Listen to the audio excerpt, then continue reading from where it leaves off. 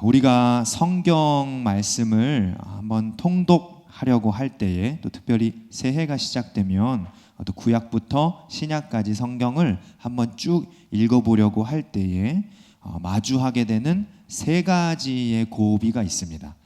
첫 번째는 모세와 함께 열심히 출애굽한 뒤에 만나게 되는 레위기 말씀입니다. 레위기 말씀에 있는 어떤 제사법이나 제물에 관한 정결법들은 읽어도 도통 무슨 말인지 모르겠고, 한국말인 것은 알겠는데 이게 도대체 한글인지 다른 나라 말인지 이해할 수 없어서 좀 의지를 팍팍 깎아 먹는 책이라고 볼 수 있겠습니다. 대부분은 레위기 근처에서 좀 놀다가 새해가 되면 이제 다시 천지창조로 돌아가서 출애굽을 2번 하는 경우들이 있습니다. 그런데 이 첫 번째 고비를 넘기 쉽지 않은데, 만약에 넘었다면 두 번째로 또 고비를 만나게 됩니다. 두 번째 고비는 바로 시편 말씀인데요. 길이도 짧고 노래로 이루어져 있어서 좀 술술 넘어가는 것처럼 보이는 이 시편이 왜 고비인가 생각하시는 분들이 계시다면, 이 시편이 총 150편으로 이루어진 책이라는 걸 기억해 보시면 좋겠습니다. 하루에 한 장씩 읽어도 150일이 걸립니다. 좀 짧고 노래여서 술술 넘어가더라도요, 이게 오래 읽다 보면 아무리 좋은 노래도 너무 질리거든요. 그래서 사람이 이렇게 읽어도 끝이 안 난다라는 생각을 하게 되면 이제 좀 지루해지고 좀 질리게 되는 것이죠. 그래서 대부분은 한 100편까지 읽고 나머지 50편은 똑같겠지 해서 새 잠언으로 건너뛰시고는 합니다. 지혜의 보고인 잠언은 좀 뭔가 다르겠지 하는 말씀, 또 생각을 가지고서 말이죠. 이 두 번째 고비인 시편까지 무사히 넘겼다면 그 다음에 이제 세 번째 고비를 마주하게 되는데, 이 세 번째 고비가 좀 강력합니다. 세 번째 고비는 바로 아가서가 끝나고 난 뒤에 선지서의 시작을 알리는 오늘 우리가 읽은 말씀 이사야서입니다. 이사야서는 시작부터 읽는 사람을 좀 낙담하게 만듭니다. 왜냐하면 하나님께서 유다 백성들을 향해 진노하시는 말씀이 1장 내리 가득하기 때문에 그래요. 심지어 1장 13절에서 하나님은 유다 백성들에게 이렇게 말씀하시기까지 합니다. 헛된 재물을 다시 가져오지 말라, 내가 견디지 못하겠노라. 이사야서를 쭉 읽어 나가다 보면 도대체 하나님 왜 이렇게 화가 나셨는가, 내가 너무 불편해서 못 읽겠다, 또는 이 내용이 너무나 어렵고 이 시대의 배경을 알지 못한 상태에서 성경을 읽으려니 이 흰 것은 종이요 검은 것은 글자요, 이게 도대체 무슨 내용인지 모르겠다 해서 이사야서에서 구약 읽기를 포기하시는 분들의 비율이 제 상상 속에서 한 80% 정도 되실 것 같아요. 제 상상입니다. 그러나 저는 오늘 여러분께 단언하여 말씀드립니다. 이사야서는 단언컨대 구약 내에서 가장 깊이 있고 또 가장 중요한 위치에 있는 책입니다. 그 말씀을 밝히 깨달아 알기만 하면 놀라우신 하나님의 뜻, 그리고 하나님의 약속이 단 하나도 땅에 떨어지지 않았다는 것을 발견하게 되는 책이 바로 이 이사야서입니다. 바라기는 조금 어렵더라도 천천히 좀 이사야서를 묵상하시면서 이 말씀이 어디서 어떻게 이루어졌는가, 이 말씀이 역사적으로 어떻게 성취되었는가를 좀 발견하게 되시기를 소망합니다.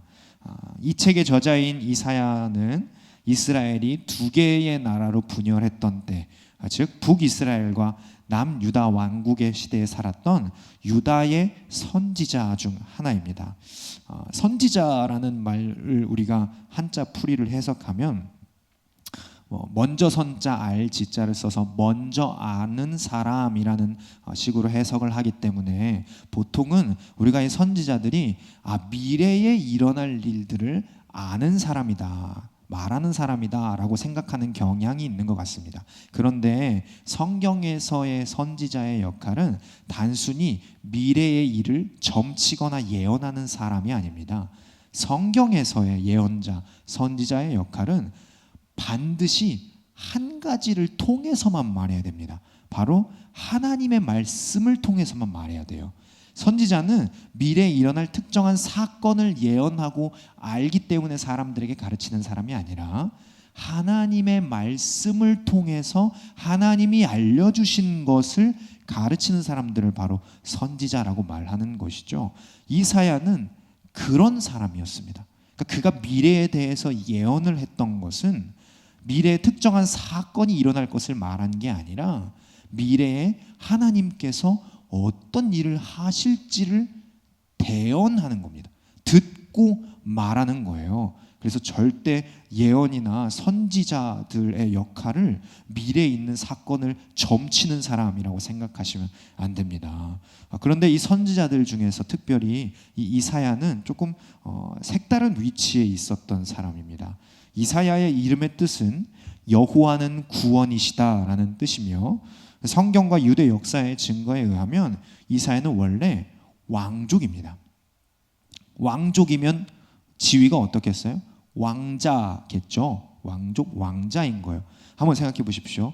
내가 만약 왕족이라면 하는 좀 이렇게 행복한 상상을 해보는 거죠. 왕족이라면 어떻게 할까요? 저라면 이렇게 할 것 같아요. 탱자탱자 놀면서 아무것도 안 하고 하녀들 하인들 이렇게 시켜가지고 뭐 갖고 와 뭐 갖고 와 해서 먹기만 하고 누워만 있는 그런 삶을 또 상상할 것 같은데 이사야는 원래 왕족 왕자 출신으로서 좀 부유하고 편안한 삶을 영위할 수 있었던 사람이었습니다. 그런데 그렇게 편안한 삶을 살 수 있었던 그에게 어느 날 갑자기 하나님의 말씀이 하나님의 음성이 임하게 되는 것이죠. 이사야야 내가 너를 선지자로 불렀다. 그러고 나서 이사야가 이 자기의 어떤 지위와 특권들을 모두 다 내려놓고 하나님의 심판의 말씀을 전하는 선지자가 되었던 것입니다. 그런데 다른 모든 특권들은 다 제쳐두고서 이사야가 한 가지 권한을 내려놓지 않았습니다. 그것은 뭐냐면 왕궁을 출입할 수 있는 권한만큼은 내려놓지 않았던 거예요. 왜냐하면 이사야가 하나님께 받은 말씀은 왕에게 직접적으로 전달해야 되는 말씀이었기 때문이에요. 그러니까 이사야는 왕족으로서 특권을 모두 포기한 채로 하나님의 말씀을 증언해야 되는데 그 대상은 유다의 왕이었으며 유다의 왕에게 전해야 하는 이사야의 메시지는 유다가 멸망할 것이라는 심판의 메시지였던 것입니다. 너무나 안타깝고 놀라운 일이죠. 유대 전승에 의하면 이사야는 결국 나중에 왕궁 뒤뜰에서 왕에게 직접 톱에 잘려 죽는 수모를 겪습니다. 히브리서에서도 나중에 증언을 하게 되는데요. 그 이름의 뜻답게 또 이사야는 왕에게 또 왕궁 안에서 유다의 멸망과 하나님의 심판을 말하고 있었지만 그럼에도 불구하고 하나님은 이스라엘 백성을 유다 백성을 절대 그냥 버려두지 않으시고 남은 자들을 통하여 그들을 구원하실 것임을 또 특별히 하나님께서 예수 그리스도를 통하여서 온 세계를 구원할 계획을 가지고 계심을 가장 많이 다루고 있습니다. 이사야 선지자가 주로 예언하는 것이 심판과 멸망이기도 하지만 또 반대로 메시아 하나님의 종 그리스도가 나타나실 것을 예언하기도 한다는 말씀입니다. 또 복음서 안에서 예수님이 가장 많이 인용하신 책도 바로 이사야서입니다. 이사야서를 한번 읽어보신 분들은 아시겠지만 이 책은 전체 66장으로 되어 있습니다. 초반부 1장부터 39장까지는 남유다가 하나님의 심판을 받아서 바벨론에 멸망할 것을 다루고 있습니다. 그리고 후반부 40장에서 66장까지는 이 유다 백성들이 또 온 세계가 하나님의 종 메시아를 통하여 구원을 얻게 될 것을 말하고 있습니다. 그러니까 이사야서는 66장의 내용 중에 크게 39장의 앞부분과 27장의 뒷부분으로 이루어져 있다고 말할 수 있겠습니다. 여러분 퀴즈인데요. 혹시 성경이 몇 권으로 되어 있는지 아세요? 네, 이 정도는 66권입니다. 구약은 몇 권인지 아세요? 39권, 신약은 27권. 요거 이제 요즘에 저희 아이들한테 같이 하는데 아이들이 숫자를 어려워하더라고요. 자, 39권, 구약 39권, 신약 27권, 총 66권. 뭐랑 똑같죠? 이사야서랑 똑같네요.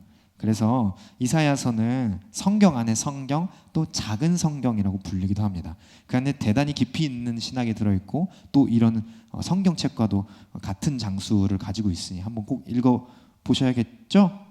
네, 아침에는 아무도 아멘을 안 하시고 그냥 이렇게 쳐다보시더라고요. 그래서 되게 민망했는데 꼭 읽어보시기를 부탁드립니다. 이런 구조 속에서 오늘 우리가 읽은 53장은 전반부 39장에 속할까요? 후반부 27장에 속할까요? 후반부죠. 53은 39보다 크니까 후반부의 메시아 예언에 속해 있는 장이라고 볼 수가 있겠습니다. 그렇다면 오늘 우리가 읽은 이 고난받는 메시아, 이 곤욕을 당하는 이 어린 양에 대한 말씀은 누구에 대한 말씀일까요? 네, 맞습니다. 우리가 알다시피 예수 그리스도에 관한 말씀입니다. 그런데 이 53장 말씀은 이사야서 안에서도 매우 이상하고 독특하다는 취급을 좀 받아왔습니다. 왜냐하면 이 말씀이 메시아가 고난을 받는 모습을 예언하고 있기 때문입니다. 우리는 이 말씀을 볼 때 그렇지, 메시아이신 예수께서 십자가에 달려 고난을 당하셨지라는 것을 금방 유추해낼 수 있어요. 왜냐하면 우리는 예수님을 알기 때문에 그래요. 그런데 구약시대의 유대인들과 또 지금까지 예수님을 메시아로 받아들이지 않는 정통파 유대인들은 이 말씀을 받아들일 수가 없습니다. 왜냐하면 그들의 신학 안에서는 하나님이 보내실 구원자가, 또 하나님 당신이 고통받고 죽임을 당하는 것은 말이 안 되는 일이기 때문이에요. 우리가 지난 한 달간 새벽에 잠언 말씀을 계속 좀 공부했거든요.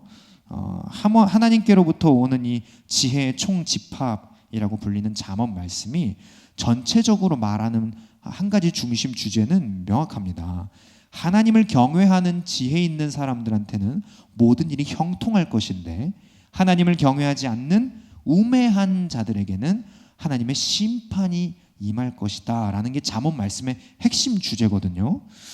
그런데 이 잠언의 지혜에 비추어 본다면 하나님을 경외하는, 하나님께로부터 보내심을 받은 이 메시아는 결코 고통당하거나 죽임을 당해서는 안 되는 것입니다. 하나님의 심판을 받으면 잠언 말씀이 부정되는 거예요. 이 신학 안에서, 이 지혜 안에서 말이죠. 도리어 이 하나님의 메시아는 참된 지혜를 가지고 이스라엘을 완전하고 영원한 나라로 이끌어야만 이 성경 말씀이 성취되는 것이죠. 그런데 이 53장 3절을 한번 보십시오. 제가 아까 잘못 읽은 게 요거 생각하다가 잘못 읽은 것 같은데 53장 3절에 이렇게 되어 있습니다. 그는 멸시를 받아 사람들에게 버림받았으며 간고를 많이 겪었으며 질고를 아는 자라. 마치 사람들이 그에게서 얼굴을 가리는 것 같이 멸시를 당하였고 우리도 그를 귀히 여기지 아니하였도다. 아멘. 여러분, 이 구절 어디에서 복 있고 힘 있고 지혜로운 하나님의 메시아의 모습이 나타납니까? 전혀 그렇지 않죠. 오히려 연약하고 사람들에게 버림받고 멸시당하고 비방받는 미련한 자의 모습이 더 나타나는 것이죠. 그래서 일부 과격한 유대인들은 이 이사야서 53장 말씀이 잘못 쓰여졌다고 말하기도 합니다. 또 혹은 오늘날 초정통파 유대인들은 이사야서 자체를 아예 받아들이지 않는 사람들도 있습니다. 어떻게 하나님 보낸 메시아가 고통당하실 수 있느냐는 거예요. 이 말을 자세히 한번 생각해 보십시오. 여러분, 하나님이 고통당하실 수 있습니까? 질문을 바꿔서 다시 생각해 보죠. 만약 하나님께서 고통을 당하실 수 있다면, 예를 들어서 우리처럼 떠나간 누군가 때문에 눈물 짓고 또는 마음 아파하시고 때로는 어떤 상처에 피를 흘리기도 하시거나 상해를 입어서 붕대를 감으시기도 하며 또는 어떤 손해를 보아서 목 놓아 우시는 분이시라면 여러분은 그런 하나님을 하나님으로 신뢰하실 수 있겠습니까? 단순하게 생각해 보자고요. 하나님께서 고통을 받으시는 하나님이시라면, 우리처럼 피를 흘리시거나 아픔이 있으시거나 어떤 뭔가 문제가 있으신 하나님이라면, 그런 하나님을 우리는 하나님으로 믿을 수 있을까요? 아마 만약 하나님이 그러신 분이라면 인간적으로 조금 친근할 수는 있을 것 같습니다. 그런데 그런 하나님을 참된 신으로 섬길 수는 없죠. 우리와 똑같이 고통을 당하시고 어려움을 겪으시는데, 그럴 거면 내가 하나님 하지 뭐 하러 하나님을 믿겠어요. 요즘 저희 아이들이 그리스 로마 신화를 좀 읽고 왔나 봐요. 그 그리스 로마 신들을 보면 그 신들은 인간과 똑같이 눈물 흘리고 고통받고 때로는 죽기도 하거든요. 저는 좀 그게 아이들이 그런 신의 모습을 좋아한다는 게 좀 의아했습니다. 그게 어떻게 신이에요? 인간이나 다를 바 없는 신이지. 우리 하나님을 놓고 생각해 보더라도 이것은 말이 안 되는 것입니다. 그것은 마치 경찰관이 보이스피싱을 당하는 것과 같고, 라식 수술을 집도하는 안과 의사가 안경을 쓰고 있는 것과 같으며, 손님을 안전하게 모셔야 되는 버스 기사가 길을 몰라서 손님에게 안내를 받는 것과 같은 이치 아니겠어요? 보이스피싱을 당하는 경찰관에게 우리가 어떻게 우리의 일들을 맡기겠어요? 안경을 쓰고 있는 안과 의사에게 어떻게 우리 눈 수술을 맡기겠어요? 길을 모르는 버스 기사에게 어떻게 우리가 행선지를 믿고 맡길 수가 있겠습니까? 인간적으로 측은하고 좀 그럴 수는 있다고 생각하지만요, 그런 사람의 전문성을 신뢰할 수는 없는 것입니다. 고통당하시는 하나님이 어떻게 인간을 고통에서 해방하실 수 있겠어요? 어떻게 그런 분이 신이실 수가 있겠습니까? 그러므로 하나님은 고통당하실 수 없는 완전한 분이십니다. 야고보서 1장 17절은 이렇게 확신하게 증언합니다. 하나님은 변개치 않으시며 회전하는 그림자도 없다고 말씀하세요. 완전하시고 변함이 없으신 분이 불완전하고 변함이 있는 고통을 당하신다는 것은 말이 안 되는 일인 것입니다. 그런데 여기서 이제 한 가지 문제가 발생합니다. 아마 이렇게 생각하셨을 거예요. 그럼 예수님은요? 제가 맞췄죠? 그럼 예수님은 십자가에 달려 돌아가셨잖아요. 고통당하셨잖아요. 이 말씀대로 예수님은 아픔을 겪으셨잖아요. 그럼 예수님은 어떻게 고통을 당하신 거죠? 이렇게 질문을 하실 수가 있을 것입니다. 이 문제로 오랜 세월 교회가 상당히 많은 씨름을 해왔습니다만은 결론은 늘 한 가지로 좁혀집니다.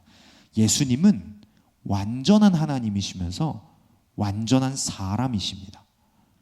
다 같이 한번 따라해 보시겠어요? 예수님은 완전한 하나님이시면서 완전한 사람이십니다.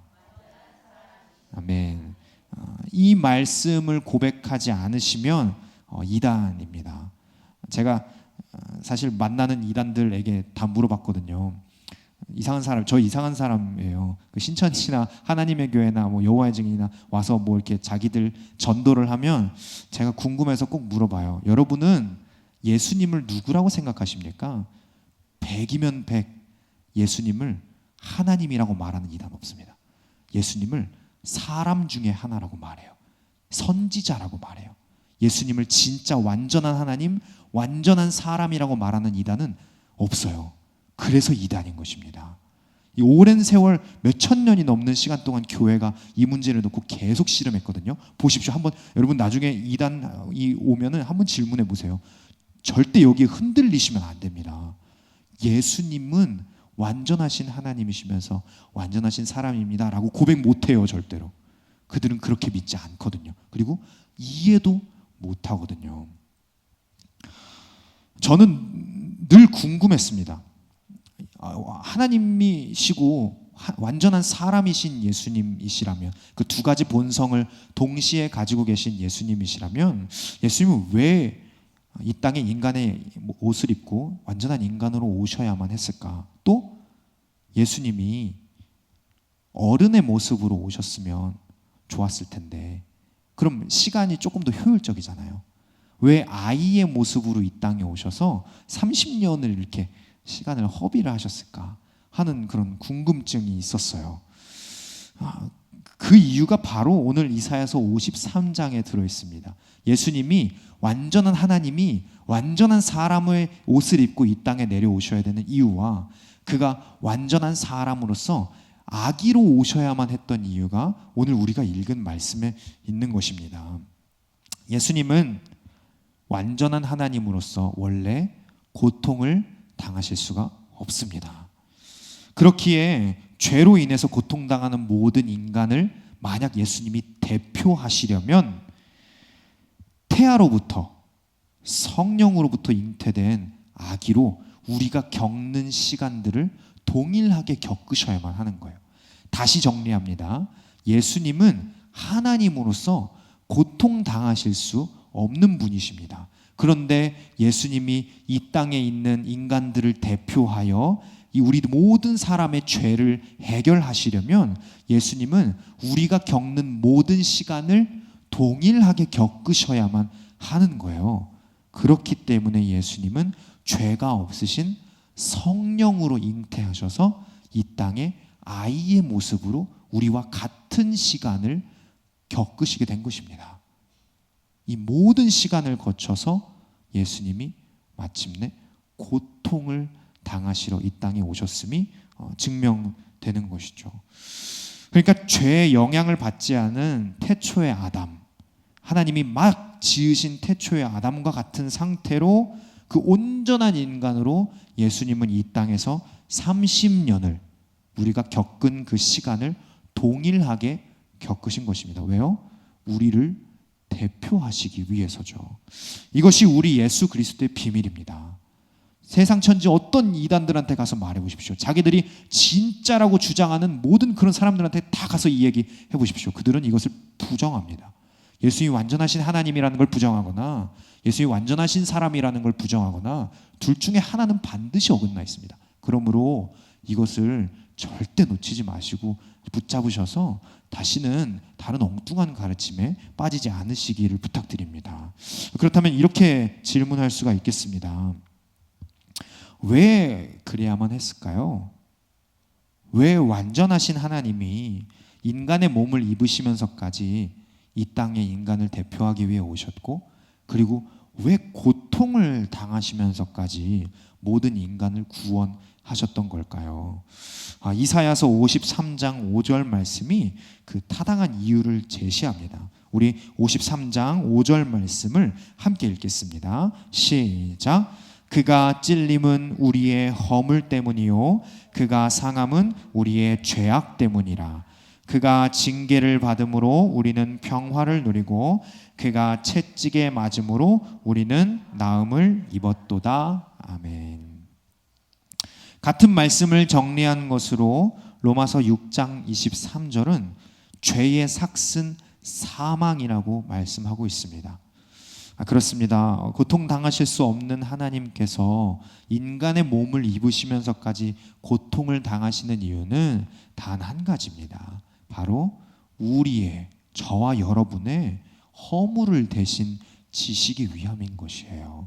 이것 때문에 예수님이 고통당하실 수 없는 하나님이심에도 불구하고 고통을 당하시러 이 땅에 인간으로 오셨다는 말씀인 것이죠.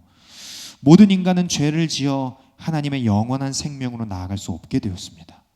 그러나 하나님께서는 사랑하시는 피조물인 인간을 영원한 죽음, 하나님과의 영원한 단절에 두지 않으시려고 결정하셨습니다.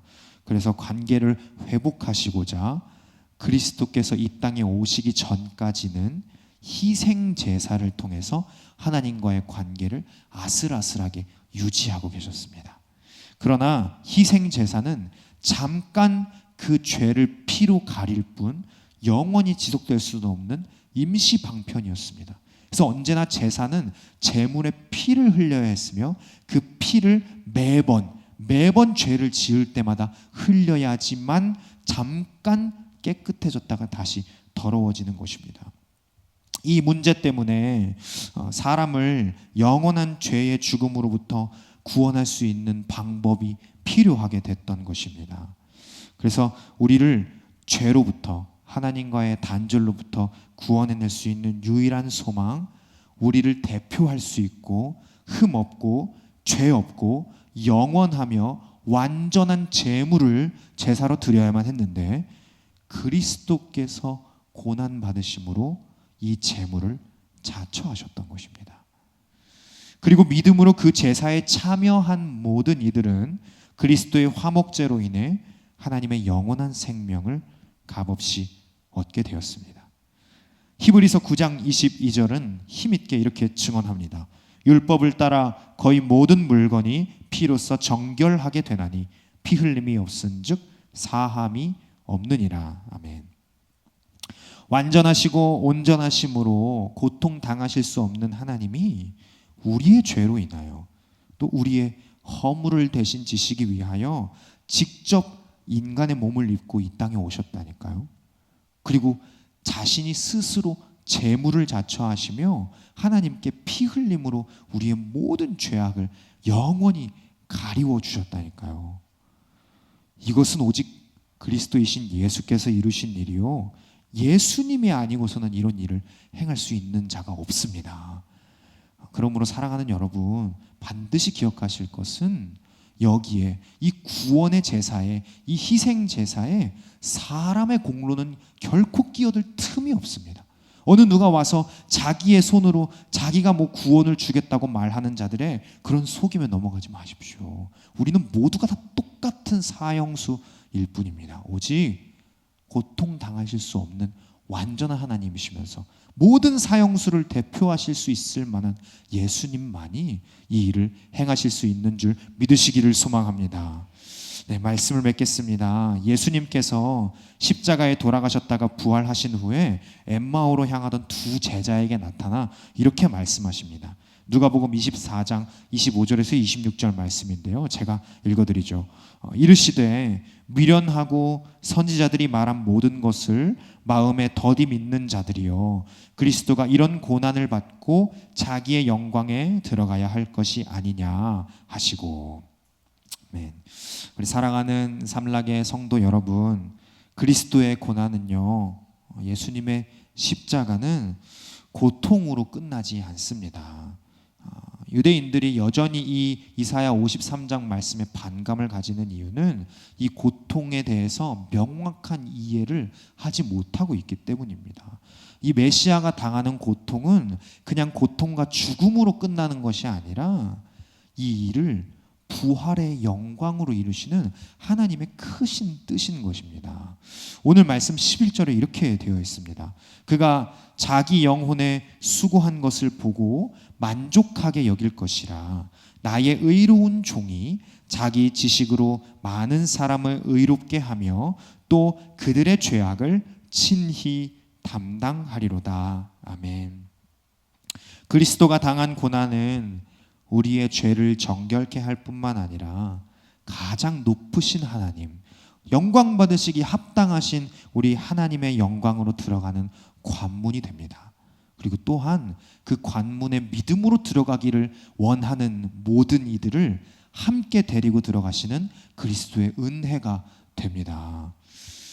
이 믿음을 통하여 그리스도께 숨겨짐을 얻음으로, 그리스도께 죄가 가리워짐을 얻음으로 이 부활의 영광에 참여하는 저와 여러분이 다 되시기를 예수님의 이름으로 축원합니다. 12월만 되면 우리는 좀 분주하고 다소 좀 들뜬 마음이 있죠.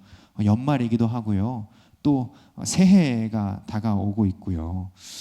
제가 봤을 땐 제일 중요한 건 김장철이라는 게 너무 중요한 것 같아요. 김치를 맛있게 버무려서 우리만 먹는 것이 아니라 또 자녀들에게 맛있게 한 이 지역 주민들 친구들에게 김치를 나눠주는 기쁨이 참 우리를 설레게 합니다. 저만 그런 거 아니죠? 네, 전 김장을 하지도 않지만 그런 설렘이 있어요. 저희 집에 여전히 김치 냉장고에 교회에서 받은 김치들이 있고 그것을 맛있게 찌개를 끓여 먹기 때문에 저한테 그런 설렘이 있거든요. 이 겨울에는 또한 우리가 한 가지 기뻐하는 또 한 가지 사실이 있죠. 바로 성탄절이 있다는 것입니다.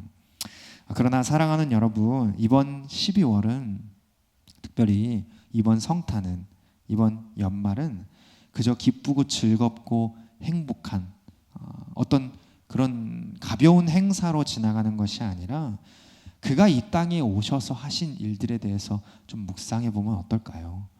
예수님께서 아기로 이 땅에 오신 이유, 우리가 흔히 찬양하고 뭐 아이들 올라와서 워십하고 또 여기서 이제 영아부 친구들 울면 또 얼마나 귀엽습니까? 또 그렇다고 울리는 건 아닌데 그런 장면들을 보면서 아, 성탄의 기쁨이 이런 것이지라고 생각하기도 하지만 사실 그 이면에는 그리스도께서, 예수님께서 고통당하시고 십자가를 지셔야만 했다는 사실을 묵직하게 기억함이 반드시 필요하겠습니다. 고난과 멸시와 천대를 받고 고통을 당하신 그리스도께서 우리가 기뻐하고 즐거워하는 와중에도 그 사명을 묵묵히 감당하셨다는 사실을 기억함으로, 또 그 고통과 멸시와 천대를 받으신 예수님의 십자가가 그것으로 끝나는 것이 아니라 마침내 부활의 영광으로 하나님의 그 크고 놀라우신 기쁨의 문으로 우리를 인도하신다는 사실 앞에 또한 감사와 기쁨과 설렘으로 맞이하게 될 수 있다면 우리의 겨울은, 우리의 연말은 조금 더 풍성해지리라 생각합니다. 이번 겨울은 유난히 더 추울 것이라고 합니다. 특별히 사무실에 있으면서 그런 이야기들을 좀 많이 듣는 것 같아요. 요즘 겨울을 통해서 또 경제가 또 이 찬 바람을 맞아서 살기가 너무 팍팍하고 힘듭니다. 아마도 여기서 우리가 참 살기 좋고 행복하고 이런 따스함을 느끼기까지는 꽤나 오랜 시간이 걸릴 것이라고들 많이 전망합니다. 그러나 사랑하는 여러분, 겨울이 추우면 추울수록 다가올 봄은 더 기다려지고요. 그 봄이 마침내 왔을 때 우리는 더 감사할 수 있습니다. 겨울이 우리에게 더 큰 의미가 있는 것은 이 겨울에 움츠러들고 잠시 봄을 준비할 수 있기 때문이기도 하지만 이 겨울 동안에 우리가 마주할 봄을 기대하고 설레임으로 다가올 것을 기다릴 수 있다는 것이기 때문입니다. 새벽이 어두울수록 아침은 더 강렬하게 빛납니다. 죄가 더할수록 은혜는 그곳에 더하게 드러납니다. 다가올 겨울에, 이 연말에, 성탄을 준비하는 이 시절에 고난을 통해 우리에게 완연한 영생의 봄을 허락하신 우리 예수님, 자기를 직접 제물로 드리심으로 죄악의 어둠에 파묻혀 있던 우리에게 아침의 빛을 선물하신 예수님, 그 완전하신 은혜를 기대하고 누리며 온 세계 가운데 흐르게 함으로, 그 완전하신 은혜를 기대함으로 이 겨울의 고난을 이겨내는, 봄을 기다림으로 우리의 본향을 사모하는 저와 여러분이 다 되시길 높으신 예수님의 이름으로 축원합니다.